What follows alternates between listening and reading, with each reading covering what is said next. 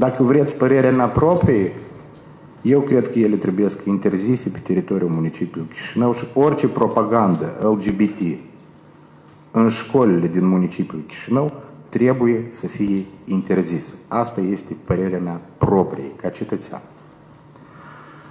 Ca primar, vă spun în felul următor. Am să rog colegii să pregătească un proiect de decizie pentru Consiliul Municipal Chișinău, pentru că nu este de competența primarului să facă acest lucru. O să-l consultăm și o să-l înaintăm Consiliul Municipal Chișinău pentru a vedea care sunt în acest sens dispozițiile și finalitățile. Reiterez, eu personal sunt contra propagandei homosexualității pe teritoriul municipiului Chișinău.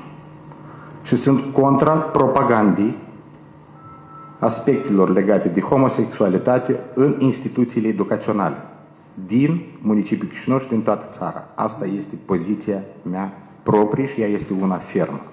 Și vă rog, domnul Talmaci, să dispuneți pregătirea unui proiect de decizie a Consiliului Municipal Chișinău în această privință cu toate aspectele legate de acest fel. În același timp, am respect și voi respecta orice fel de manifestare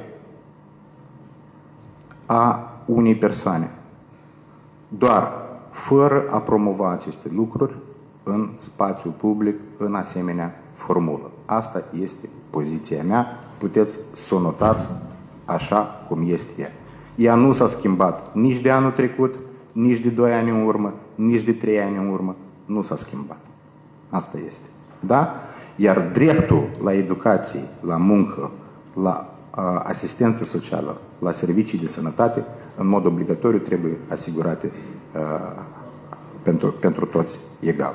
Noi cu dumneavoastră, cu familiile, nu umblăm să defilăm ca să demonstrăm nu știu ce, nu știu unde. Da, organizăm sărbătoarea familiei, mai ales în preajma sărbătorii familiei, cred că lucrurile astea trebuie cumva luate în calcul. Vă mulțumesc. Reiterez interpretări.